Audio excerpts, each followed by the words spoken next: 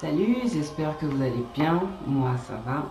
Je vais vous parler aujourd'hui d'un livre que j'ai lu. Je vais vous faire quelques lectures pour, euh, pour exprimer le sujet de la vidéo.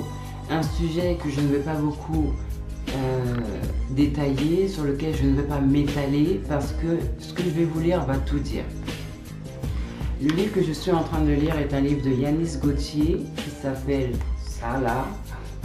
Et c'est son numéro de matricule parce que c'est une personne qui est passée de la délinquance à Dieu. Et en ayant repris son livre je l'ai depuis le 22 mai 2010. Je l'ai depuis le 22 mai 2010 et là c'est une relecture que je vais faire parce que depuis quelques jours j'étais attirée par ce livre. Donc j'ai été le sortir de ma bibliothèque et je me suis dit je vais le mettre sur ma table de chevet parce que je vais le relire. Et en le relisant, je suis tombée sur ces quelques lignes que je vais vous lire qui disent ceci et vous allez voir où je vais en venir.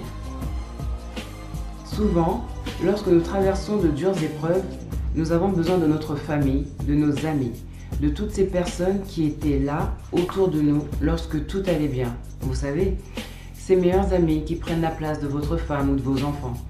Ces amis que l'on fait passer avant tout le monde, avec qui on part en vacances, en laissant femme et enfants à la maison. Ces amis qui, lorsqu'ils ont bu, vous promettent de ne jamais vous abandonner. J'entends encore les belles paroles de certains. S'il t'arrive une galère, tu peux compter sur moi. Toi-même, tu le sais. Je ne te laisserai jamais seul. T'es mon pote. Ah, les belles paroles. On dit toujours que c'est dans les moments difficiles que l'on reconnaît ses vrais amis.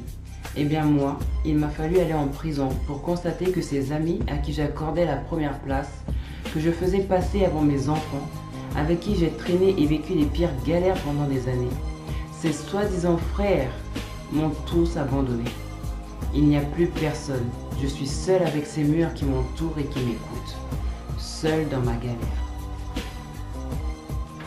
Là, c'est pas moi qui suis en train de faire une vidéo où les gens vont dire oui, bon, elle dit ça, ça se trouve c'est ce qu'elle vit, ça se trouve c'est...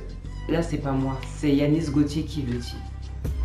Un homme qui a, pendant des années de sa vie, mis sa famille au second plan pour des amis, pour des frères qui, le jour où il a été en galère, n'a plus vu personne.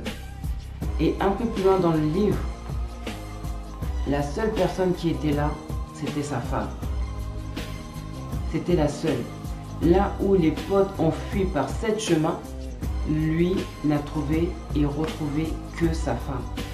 Et honnêtement, au travers de cette lecture, je voudrais interpeller des hommes et même des femmes qui n'ont pas forcément la priorité, la bonne priorité dans leur vie. On a tendance à mettre nos amis en disant oui, nous sommes des frères, nous formons une famille, etc.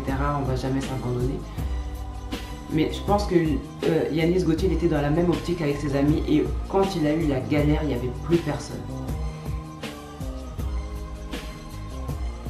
Chaque jour que Dieu nous donne de vivre, chaque réveil nous amène un peu plus vers notre mort. Accomplir des choses qui portent du fruit, qui ont de la valeur, plutôt que des choses qui sont vaines, qui sont vides. Parce que tu sais, aujourd'hui, tu vas négliger ta femme, tu vas négliger tes enfants, mais la personne qui en souffrira le plus, ça sera toi. Parce que tu auras investi dans du vent. Les amis, ils sont bien, les amis, ils sont là aujourd'hui. Vous partagez des bières, vous partagez des restos, vous allez en boîte de nuit, vous faites vos soirées entre vous. Mais quand tout ça est fini, comment tu te sens? Tu te sens accompli, tu te sens homme, tu te sens... Tu vois? Yanis Gauthier, il a eu à dire des mots. Honnêtement, quand j'ai lu ça, j'ai surligné. Bon, après, je suis un petit rat de bibliothèque aussi, hein, j'aime bien lire et surligner, mais ça, je me suis dit, c'est profond parce que c'est pas juste c'est pas de l'intellectuel, là, c'est du vécu, quoi. C'est vrai et c'est totalement authentique ce qu'il dit. On a tendance à mettre des gens à la première place, à délaisser des gens de notre famille pour des personnes qui, lorsqu'on en aura besoin, ne seront pas là. Ils ne seront pas là, ils ne seront plus là. Ayons des priorités. Déjà, la première des priorités que nous devrions avoir, c'est Dieu. Et ensuite, c'est notre mari, notre femme, nos enfants, notre famille.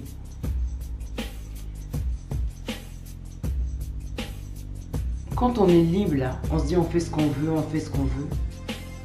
Le jour où on va t'enlever cette liberté-là, tu vas te rendre compte que tu as utilisé ton temps aussi d'une mauvaise manière. J'ai la santé, je vais bien, donc je bois, je fais ci, je fais ça.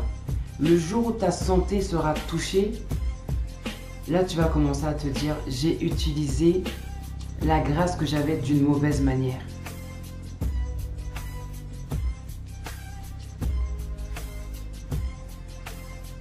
Ce que tu as est à toi. Tu as une femme, tu as des enfants. Tu as un mari, tu as des enfants. Prends-en soin. Prends-en soin. Ne te dis pas, oh demain j'ai le temps ou j'ai le temps. Parce qu'on pense bien souvent qu'on a le temps, mais on n'a pas le temps. On ne sait pas de quoi demain est fait. Ne délaisse pas femme et enfant. Ne délaisse pas mari et enfant pour des personnes qui, le jour où tu seras en galère, ne seront pas là. Sur ce, bon courage.